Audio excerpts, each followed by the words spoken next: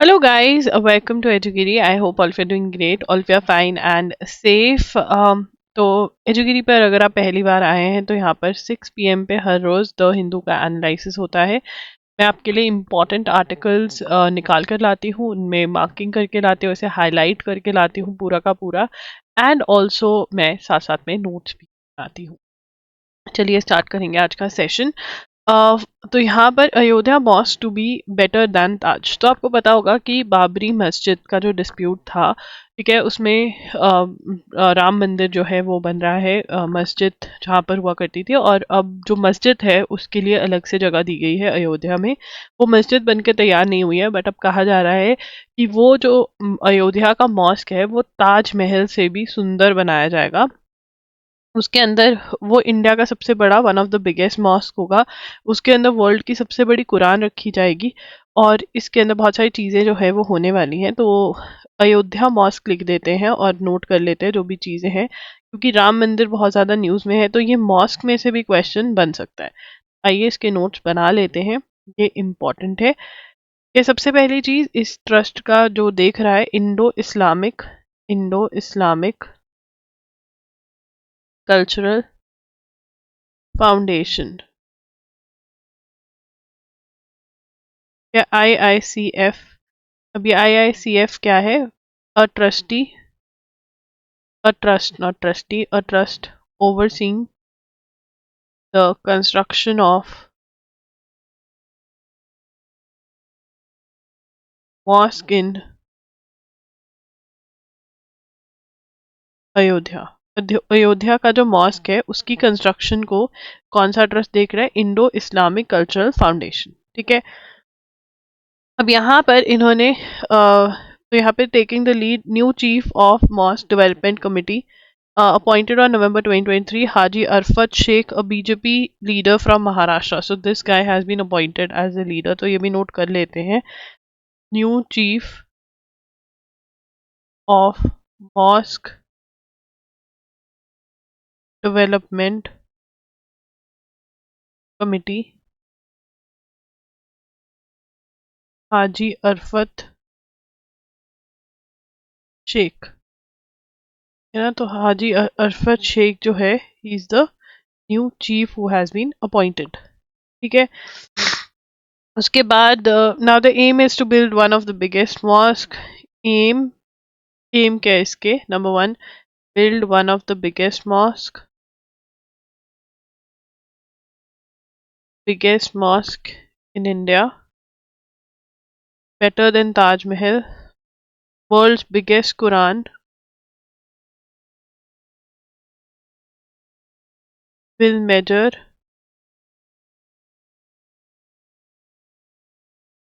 about 21 feet, first mosque in India to have 5 minars,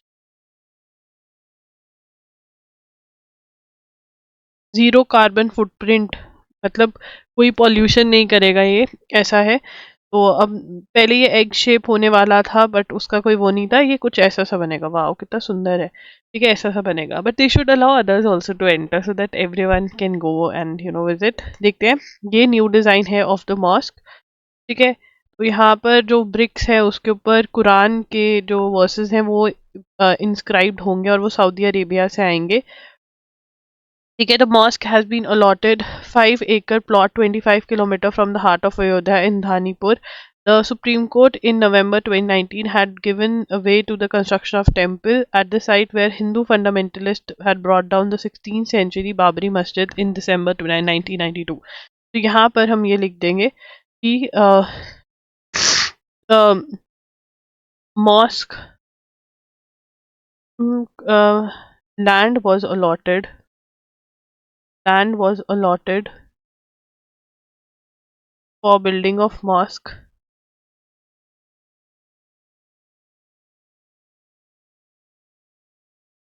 by in return,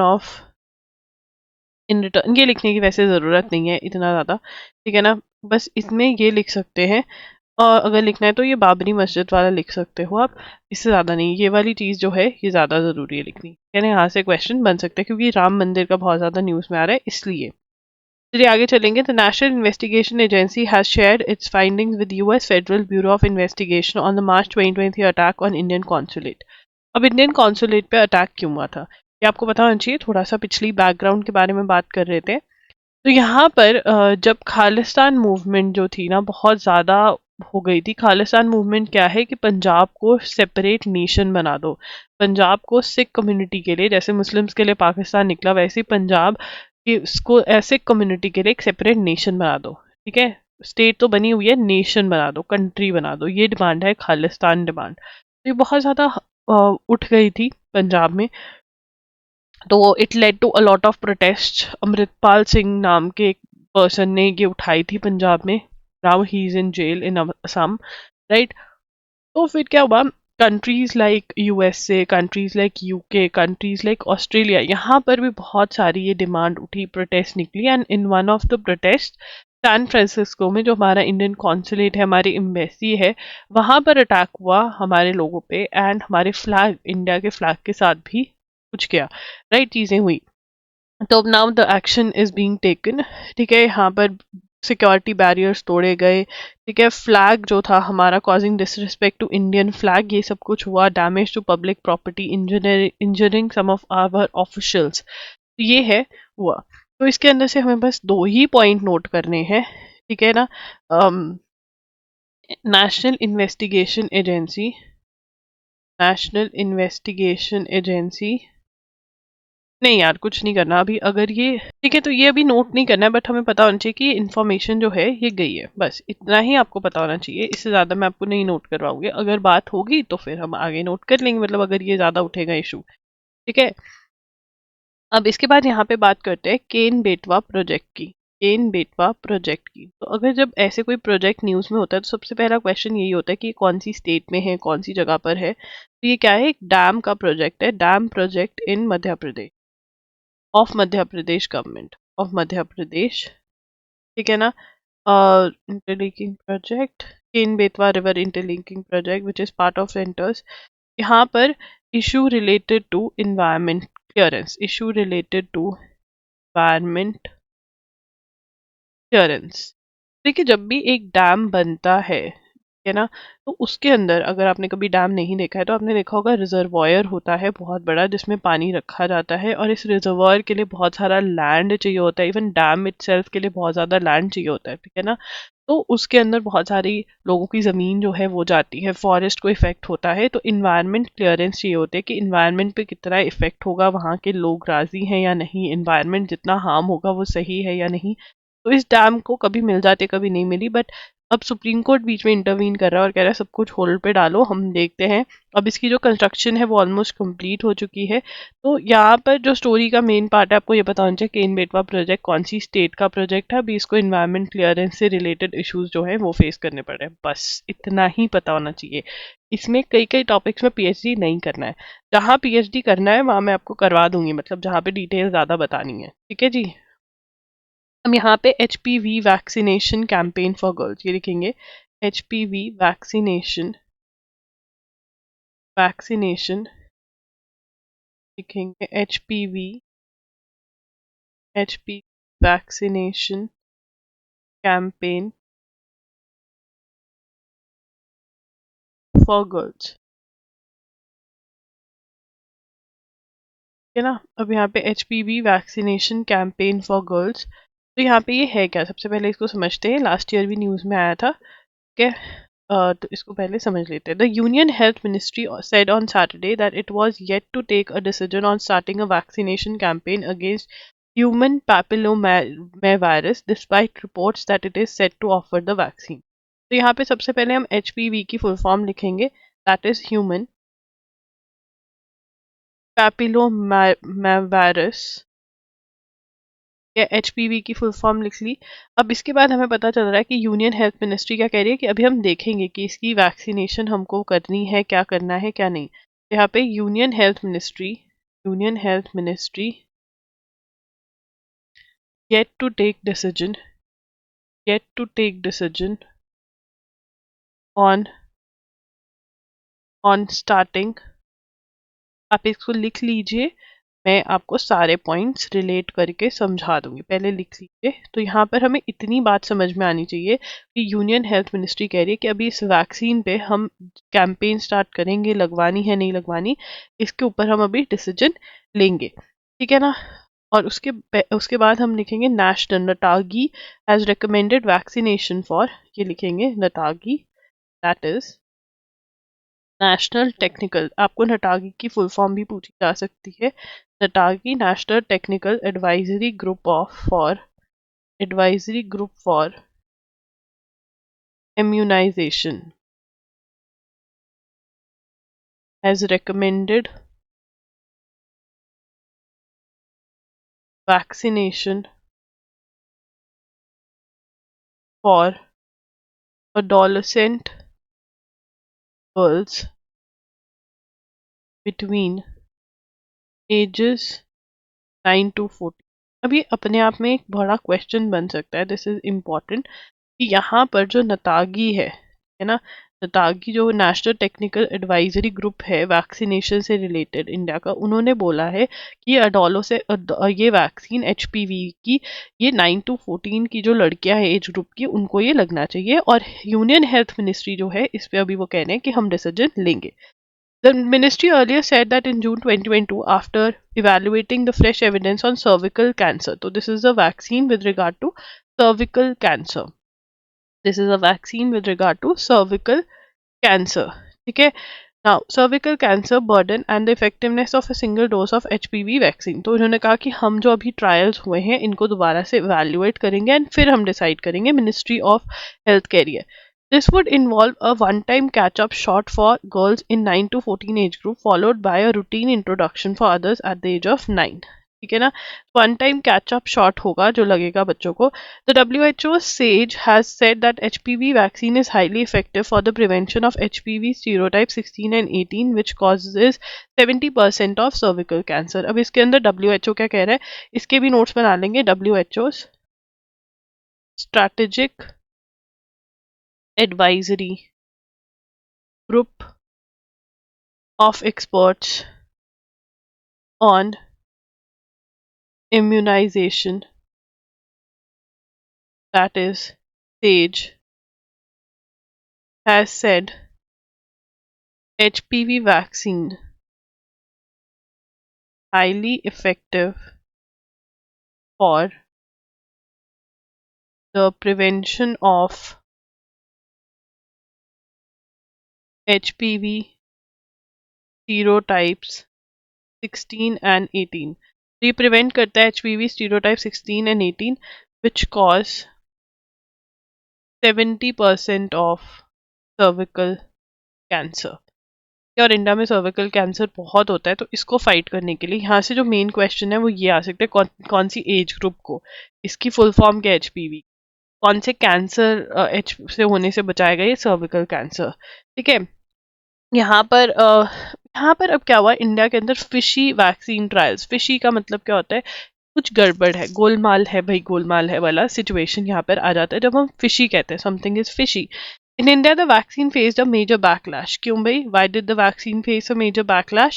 It faced a major backlash because different studies थी, और उसके अंदर study के अंदर पाया गया कि हाँ अगर आप देते हो सर्विकल कैंसर कम होता है, बट कहीं ना कहीं ये भी पाया गया कि जो कंपनीज इस वैक्सीन को बना रही हैं वो भी चाह रही थी कि हाँ इसके बारे में बोला जाए, क्योंकि इंडिया एक इतनी बड़ी कंट्री है, अगर अगर बहुत उनको विंडफॉल प्रॉफिट्स हो जाएंगे, मतलब एकदम से बहुत ज़्यादा प्रॉफिट हो जाएगा कि अगर लगना ही लगना है ये 9 to 14 ईयर्स की लड़की को और इंडिया जैसी कंट्री में लगेगा तो बहुत ज़्यादा फ़ायदा हो जाएगा। तो इसलिए इंडिया जो है सोच रहा है कि भाई इसका एक्चुअल में फ़ायदा भी होना चाहिए, ऐसे ही ना लगवा दे। तो HPV vaccine campaign for girls पे यूनियन हेल्थ मिनिस्ट्री कह रही है कि हम इस कैंपेन के बारे में सोचेंगे।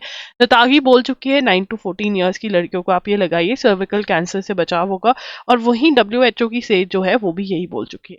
तो ये दोनों ही चीजें, तीनों ही पॉइंट्स आपको पता होने चाहिए। यहाँ पे आपको सेज की फुल फॉर्म डेफिनेशन ही फुल फॉर्म पूछ सकते हैं। ठीक है, HPV स्टीरियोटाइप 16 और 18 वाला डिटेल्ड क्वेश्चन है, वो कम चांसेस है, बट हाँ ये वैक्सीन से किसका क्या नहीं होगा, सर्विकल कैंसर जो है उसके बचाव के लिए ये दी जा रही है। ठीक है जी। India's oldest living city found in Vadnagar, multi institution study, ठीक है, a joint study.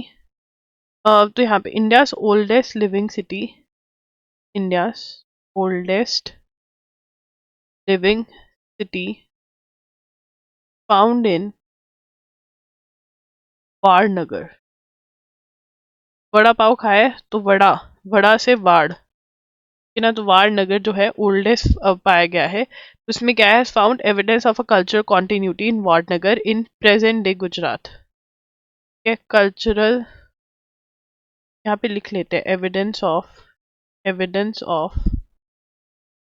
A cultural continuity in Vadnagar in present day Gujarat, ठीक है। Even after the collapse of, even after the collapse of Harappan civilisation, वो कहते हैं कि हड़प्पन सिविलाइजेशन के बाद ये सिविलाइजेशन जो है वो चलती रही। वो कहते दस मेकिंग, ये आपको समझ में आ जाएगा, thus making dark age Amit. Amit मतलब ऐसा कुछ था ही नहीं। डार्क एज क्या है वो हमें यहाँ पर पता चलेगा। डार्क एज क्या, हाँ, the period between the collapse of Indus Valley civilisation and emergence of the Iron Age and cities such as Gandhar, Koshal and Avanti is often depicted as a dark age। वो कहते हैं कि Indus Valley civilisation के बीच में और iron age के बीच में, तो यहाँ पर हम आपका थर्ड पॉइंट डार्क एज बनेगा। ब्लैक पेन, ओहो। तो यहाँ पर हमारा क्वेश्चन आता है कि अगर डार्क एज एक मिथ है, मतलब कि ऐसा कुछ था ही नहीं डार्क एज, तो डार्क एज किस चीज को बोला जाता है? The period between the collapse of Indus Valley civilisation, the period between the collapse of Indus Valley civilization and emergence of Iron Age is depicted as Dark Age, है ना, ये डार्क एज बोला जाता है। बट वो कहते हैं कि इसी टाइम पीरियड के बीच में ये पाया जा रहा है कि ये वाडनगर का जो एरिया था ये था, तो ये एरिया बीच में है। Now found evidence of human settlement that is as old as 800 BC, ठीक है। यहाँ पे the study also indicates that the rise and fall of different kingdoms, यहाँ पे बिगेस्ट मोनास्ट्री, ओल्डेस्ट मोनास्ट्री भी पाई गई है, ठीक है। तो अगर अगेन ये डिस्कस होगा तब हम इसके बारे में और लिखेंगे, बट हाँ, ये सिटी पाया गया है यहाँ पे, one of the oldest monasteries पाई गई है यहाँ पर, ठीक है। तो एक थोड़ा सा लिख लेते हैं।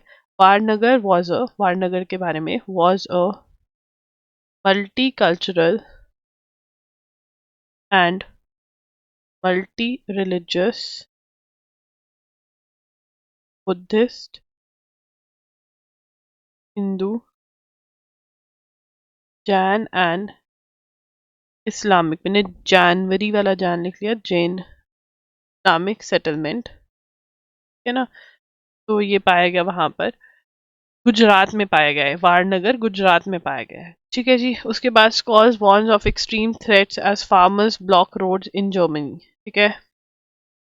फार्मर्स प्रोटेस्टिंग इन जर्मनी, ये भी अपने ट्रैक्टर लेकर आ गए। India is setting the agenda for everybody, तो ये लोग यहाँ वाले फार्मर्स क्यों प्रोटेस्ट कर रहे हैं? ये कहते हैं कि इनकी भी सब्सिडी, ठीक है।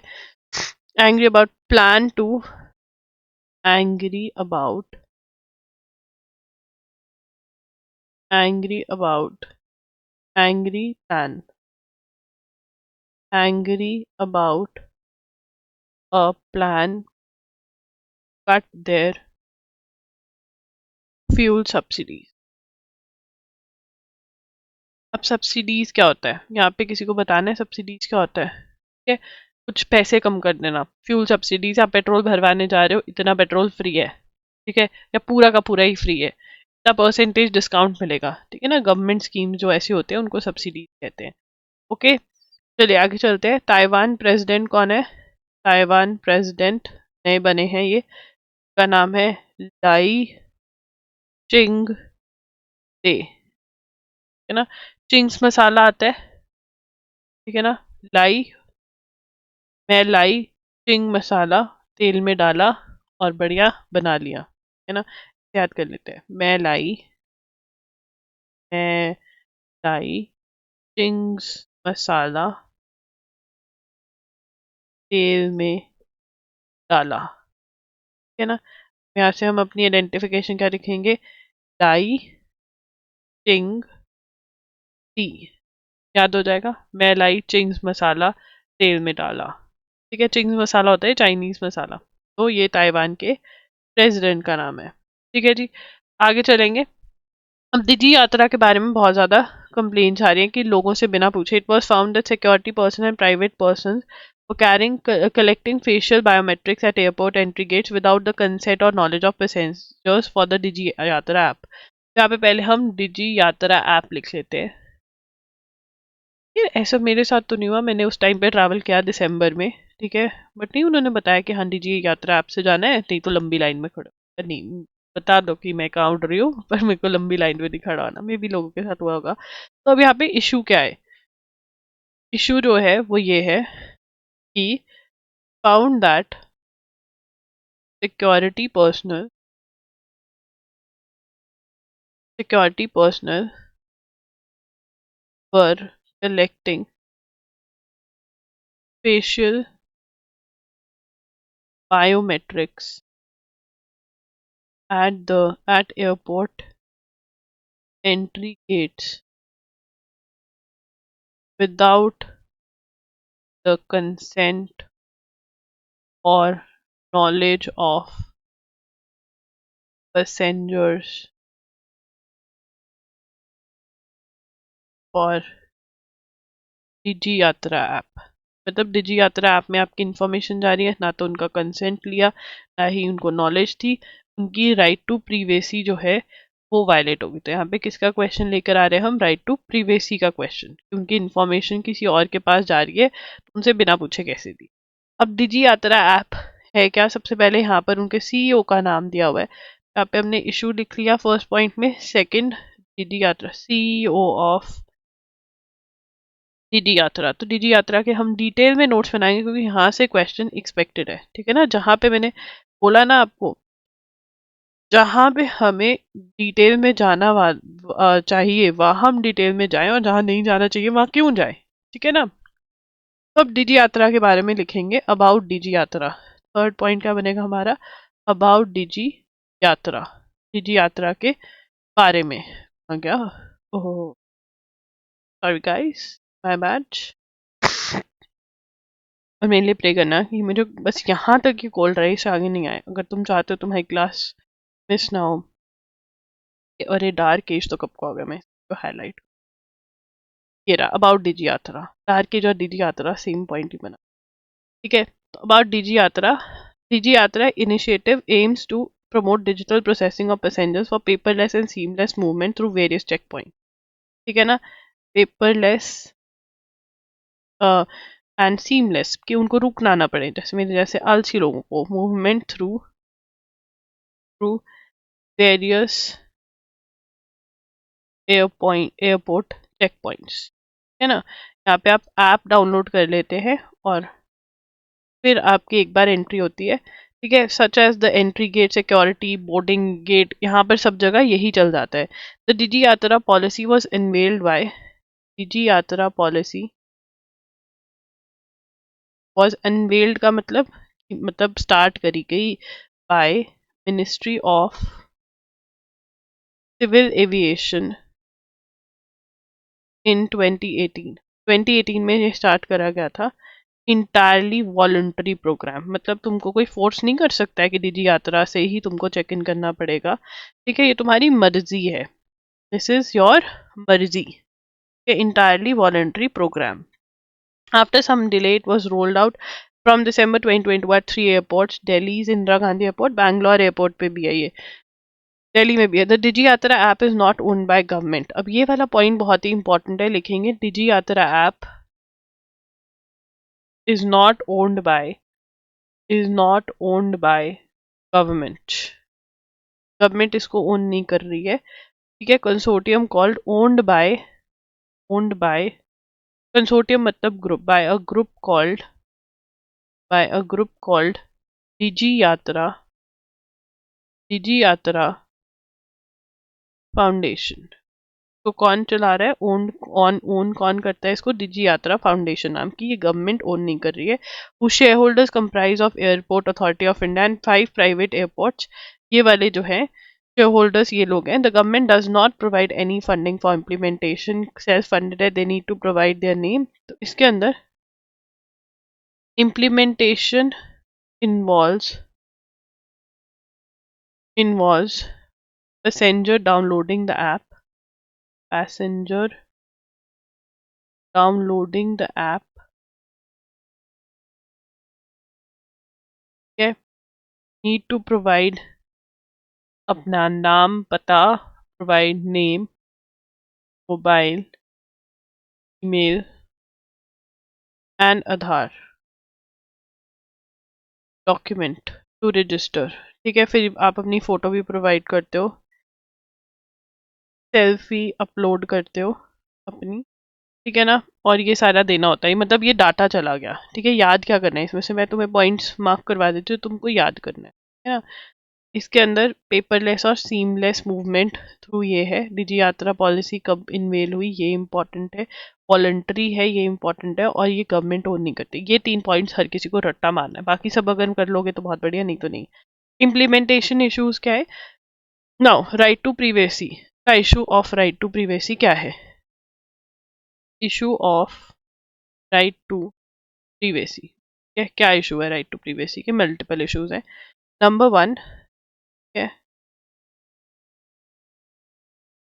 ठीक है, it says within 24 hours data is destroyed,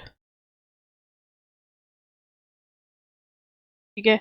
वो कह रहा है 24 आवर्स में डाटा डिस्ट्रॉय हो जाएगा। वो ये भी कह रहा है कि digital protection, data protection bill जो होगा उसको फॉलो करेंगे। B states that the airport using Digi Yatra will adhere to data protection, says will follow data protection act, ठीक है। रूल्स नॉट फ्रेम्ड, इसके रूल्स नहीं फ्रेम हुए। तो मतलब ये कह रहे हैं by the end of it कि डिजी यात्रा वाले जो लोगों का डाटा है वो शेयर कर रहे हैं विच इज़ नॉट सेफ, ठीक है ना। तो ये दिक्कत है भाई, ठीक है। तो यहाँ पर आपको ये समझ में आ जाना चाहिए। मैं एक बार रिवाइज मरवा देती हूँ। डिजी यात्रा ऐप में क्या इशू आ रहा है कि लोगों की परमिशन के बिना जो है चेक इन, मतलब एयरपोर्ट में जो एंट्री करनी है, ठीक है ना। फिर देखो एयरपोर्ट में क्या होता है, जो लोग नहीं गए हैं, ठीक है, कोई बात नहीं, मैं भी बहुत मतलब बड़ी होकर ही गई थी, छोटी छोटी में नहीं गई थी। मैं ऐसे परिवार से नहीं हूँ जो अफोर्ड भी कर सकता था, ठीक है ना। एक बहुत बड़ी हो गई थी तभी चढ़ी थी मैं जहाज़ पे। तो यहाँ पर एंट्री पॉइंट पे वो तुम्हारी टिकट चेक करते हैं। तो यहाँ पे एंट्री पॉइंट पे तुम अगर डिजी यात्रा में वो हो तो बस दिखाया और घुस गए अंदर, और थोड़ा सा मशीन पे अपना बोर्डिंग पास का किया। बोर्डिंग पास होता है, वो टिकट बनाती है, मतलब तुम टिकट नहीं दिखाते हो, अब वो ना टिकट को कन्वर्ट कर देते हैं छोटा टिकट में, ऐसा सा कुछ बोर्डिंग पास कहते हैं उसको, ठीक है। अब तुम गए अंदर के अंदर, तुम्हें अगर अपना लगेज उसको चेक इन करवाते हैं कि तुमको अपना लगेज देना है तो तुम लगेज दोगे। अगर तुमने ऑनलाइन ही चेक इन कर लिया था और अपना बोर्डिंग निकलवा लिया था तो फिर यहाँ वाली मैडम या भैया तुम्हें नहीं देंगे बोर्डिंग पास। अगर नहीं है बोर्डिंग पास तो वो तुम्हें एक सुंदर सा बोर्डिंग पास प्रिंट करके दे देंगे, ठीक है। मुझे प्रिंट करवाना बहुत बढ़िया लगता है। फिर होता है सिक्योरिटी चेक इन, हाँ, इसके बाद फिर वो पुलिस वाले वहाँ के जो होते हैं वो तुम्हें चेक करते हैं पूरा तुम्हारा सामान जो तुम अपने साथ लेके जाते हो, है ना। तो मतलब एक तो सामान यहाँ पर दे दिया लगेज, है ना, बड़ा बड़ा वाला, और कुछ हाथ में लेके जाने वाला लगेज होता है, वो सारा चेक होता है। फिर तुम एंट्री मारते हो और जहाँ पे बोर्ड वो गेट बता देते हैं कि इस गेट पे जाओ, यहाँ पे तुम्हारा जहाज आएगा। फिर यहाँ पर एक दीदी खड़ी होती है या भैया खड़े होते हैं, वो तुम्हारा बोर्डिंग चेक करते हैं और 222 होती है उस मशीन में, और फिर तुम अंदर घुसते हो। ऐसा होता है एयरपोर्ट। हाँ, कभी कभी तो ऐसा लगता है कि भैया ट्रेन से चले जाओ, बहुत आसान है। हाँ, ठीक है। हाँ, ठीक है, डिजी यात्रा ऐप है तो ऐसा ही सिक्योरिटी पे जो चेक इन वेक इन है वो इजी हो जाता है इससे। और इसमें लोगों की राइट टू प्रिवेसी जा रही है क्योंकि बिना पूछे उनके बिना कंसेंट से करा रहे हैं, तो इसलिए बात हो रही है, ठीक है। अब गैब्रियल अटल कौन है बताओ। मैंने ये तुम्हें याद करवाया था, और अगर तुम्हें याद नहीं है तो ये मेरी बेशर्मी है क्योंकि मेरे बच्चों को याद नहीं है कुछ, तो मेरी गलती हुई ना। गैब्रियल अटल ये कौन है, फ्रांस के पीएम, है, पीएम ऑफ फ्रांस। और इनके बारे में क्या सबसे ज्यादा फेमस हो रहा है, he is the youngest head of government in France. ठीक है। और तीसरा पॉइंट जो बहुत इंपॉर्टेंट है, he is the first openly gay official to hold the position. ठीक है ना। तो मतलब ये ओपनली गे है।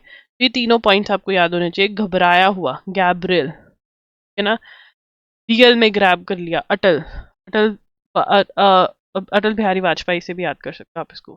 ठीक है। उसके बाद अब यहाँ पर बनेंगे लंबे नोट्स। ठीक है, थोड़ा अपना हाथ वाथ वो कर लो, ऐसे ऐसे मतलब एक्सरसाइज वगैरह। फिर तुम बोलते हो ना, अरे इतना लिखवा दिया। इंटरनेशनल कोर्ट ऑफ जस्टिस के बारे में पढ़ेंगे और यहाँ से क्वेश्चन जो है बनेगा ही बनेगा। और मल्टीपल पॉइंट्स है जहां से क्वेश्चन बन सकता है, इसको लिख लो। इंटरनेशनल कोर्ट ऑफ जस्टिस, ठीक है, ये क्या है, यूनाइटेड नेशन की, UN highest judicial body. Question बन सकता है बिल्कुल, यूएन हाईएस्ट जुडिशियल बॉडी है। ठीक है। न्यूज में क्यों आई ये हम बाद में पढ़ेंगे, क्योंकि इसके बारे में डिटेल्ड वो है। बट उसके बाद यहाँ पर इट इज सीटेड एंड, यहाँ पे लिखेंगे सेकंड पॉइंट कहाँ पर है ये। देखिए सबसे पहले ये क्या है, यूएन का हाईएस्ट जुडिशियल बॉडी है, जिसको आईसीजे भी बोले जाते हैं। इसका फुल फॉर्म क्या है, इंटरनेशनल कोर्ट ऑफ जस्टिस। ठीक है जी। उसके बाद ये कहाँ पर है, ये क्वेश्चन बहुत आता है। सीटेड एट पीस पैलेस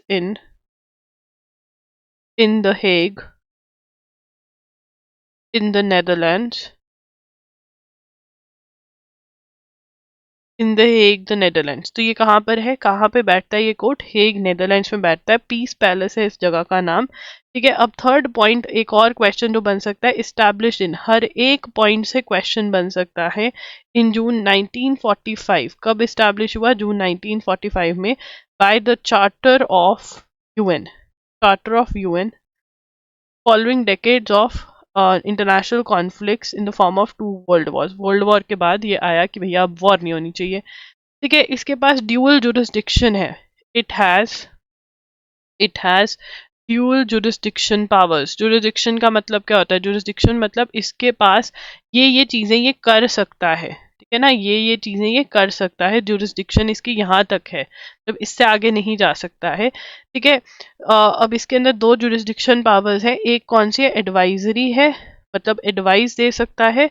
और दूसरी जो है वो कौन सी है, दूसरी है कंटेंशियस, कि अगर लड़ाई हो गई दो में, मतलब लड़ाई क्या, बात नहीं मान रहे एक दूसरे की, तो इसके अंदर jurisdiction in providing legal opinions. Providing advisory में क्या है, ये इसके पास पावर है, ये legal opinions on matters referred to it referred to it by the organs and specialized agencies of the UN। ठीक है। और दूसरी पावर जो इसके पास है वो है कंटेंशियस पावर में क्या कर सकता है, it can settling disputes between countries and determining state responsibility for crimes committed in violation of international law. अब किसी ने अगर इंटरनेशनल लॉ जो है, यहाँ पे मैंने इंटरनेशनल पूरा नहीं लिखा, लिखना चाहते हो तो लिखो। ठीक है। अगर कोई कंट्री के बीच में, 2 कंट्रीज के बीच में डिस्प्यूट है, ठीक है ना, settling dispute between countries, determining state responsibility for crime, अगर क्राइम कमिट किया गया, इंटरनेशनल लॉ फॉलो नहीं किया गया, जैसे यहाँ पर साउथ अफ्रीका जो कह रहा है, वो इसराइल को कह रहा है कि इन्होंने जेनोसाइड किया, कि एक पूरा पैलेस्टीनियंस को ये मार रहे हैं, जो कि गलत है। ठीक है ना। उसके बाद आईसीजे वॉज इस्टेब्लिश आफ्टर, ये भी एक बहुत इंपॉर्टेंट क्वेश्चन है, क्योंकि यहाँ पे जुरिस्डिक्शन पे क्वेश्चन आना बहुत ही डिफिकल्ट है। बट जो क्वेश्चन बन सकता है, ICJ was established after permanent court of court of, इसका प्रीडिसेसर मतलब इससे पहले permanent court of international justice होता था, वो फेल हो गया, वो नहीं रोक पाए, वर्ल्ड वॉर हो गई, तो ये ऐसे यूजलेस सा रह गया था, तो नया ले आए, तो परमानेंट कोर्ट ऑफ जस्टिस था इससे पहले। ठीक है, the court has a total, अब स्ट्रेंथ की बात हो रही है यहाँ पे, कॉम्पोजिशन की बात हो रही है, कॉम्पोजिशन मतलब कितना क्या है, ठीक है, तो कॉम्पोजिशन की बात हो रही है, जजेस की बात हो रही है, ठीक है, तो ये भी इंपॉर्टेंट क्वेश्चन यहाँ से बन जाता है, चाहे जो आप जुरिस्डिक्शन वाला पॉइंट है वो आपसे नहीं याद हो रहा मत करना, बट ये वाले पॉइंट्स मत तोड़ना। टोटल स्ट्रेंथ ऑफ 15 जजेस, sorry for the verb, 15 judges who are appointed, for 9 years terms through separate simultaneous elections at UN General Assembly and UN Security Council। ठीक है ना, तो यहाँ पे इलेक्शंस का अगर नहीं नोट करना है तो मत करो, बट जो इम्पोर्टेंट है कि 15 जजेस होते हैं और 9 इयर्स का इनका टर्म होता है, ये बहुत इंपॉर्टेंट है। और यहाँ पे इंडिया के अभी जो है, इंडिया के जज, इंडिया अपॉइंटी जो है वो है जस्टिस दलवीर भंडारी।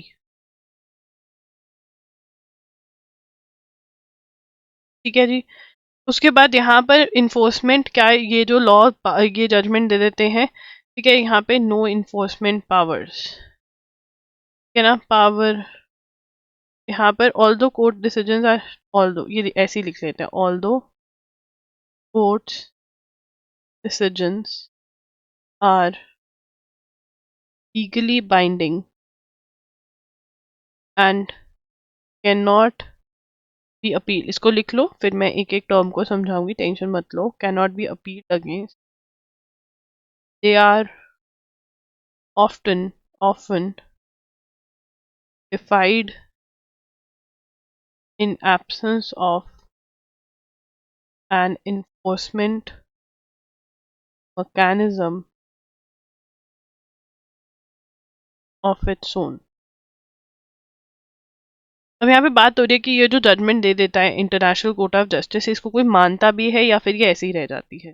तो यहाँ पर ये कह रहे हैं कि जो कोर्ट का डिसीजन है, जो आईसीजे का डिसीजन है, वो लीगली बाइंडिंग है। ये इंपॉर्टेंट है कि लीगली बाइंडिंग, आपको फॉलो करना पड़ेगा। लीगली बाइंडिंग का मतलब मैंडेटरी टू फॉलो, या आप ऐसे लिख सकते हैं मैंडेटरी फॉलो, ठीक है ना। बट वो कहते हैं can not B appealed against, appeal का मतलब क्या होता है, challenge the decision of, a court. आप इस अगर मतलब इसके ऊपर कोई कोर्ट नहीं है जहां पर जाके आप अपील फाइल कर सके, इसका जो डिसीजन है वो चैलेंज कर सके। जैसे फॉर एग्जांपल इंडिया में हाई कोर्ट का डिसीजन आ गया, आप सुप्रीम कोर्ट में अपील फाइल कर सकते हो, ट्रायल कोर्ट का डिसीजन आ गया, कुछ तो रहता है अपील फाइल करना, बट सुप्रीम कोर्ट के बाद अपील का कहीं भी रह नहीं जाता। वैसे ही आईसीजी में डिसीजन जो है वो कहीं पे भी आप चैलेंज नहीं कर सकते। दे आर ऑफ्टन डिफाइड, मतलब normally countries don't follow, normally countries, बहुत टाइम ऐसा होता है कंट्रीज डू नॉट फॉलो, जो भी कहा जाता है। क्यों नहीं फॉलो करते, कि कोई इन्फोर्समेंट मैकेनिज्म नहीं है, कि अगर वो नहीं फॉलो करेंगे कोई पनिशमेंट, कुछ ऐसा नहीं है। तो ये इसका मतलब है। आई होप आपको ऐसे मैंने पढ़ा दिया तो आपको समझ में आ गया होगा। तो ये हमने इंटरनेशनल कोर्ट ऑफ जस्टिस के बारे में पढ़ा। यहाँ से एक क्वेश्चन आएगा ही आएगा। आपको लगा होगा आपने बहुत पॉइंट्स नोट करे हैं, बट कोई ज़्यादा नहीं है अगर इनको याद करोगे। अब यहाँ पे International Court of Justice news में आया क्यों, क्योंकि international the Hague, South Africa and Israel attacked government, South Africa move to, अब यहाँ पे हम लिखेंगे ये साउथ अफ्रीका मूव्ड टू। ये मैंने आपको पहले नोट नहीं करवाया था क्योंकि मुझे ये था कि पता नहीं ये इंपॉर्टेंट बनेगा या नहीं। अब ये इंपॉर्टेंट बन चुका है। एंड इंपॉर्टेंट के साथ साथ I want to tell you कि loggery.com पे जा सकते हो आप। वहाँ पर मैंने अक्टूबर के जो आपके करंट अफेयर्स हैं, जो बहुत बच्चे डिमांड कर रहे थे कि आप लाइव कर दीजिए, कंपेडियम जो है वीडियो लेक्चर्स जो हैं वो लाइव हो गए हैं, तो अगर आप बाय करना चाहते हैं तो कर सकते हैं। नवंबर दिसंबर बहुत जल्दी आ जाएंगे, तो अब मई से अक्टूबर जो है वो मैंने कंप्लीट कर दिया है।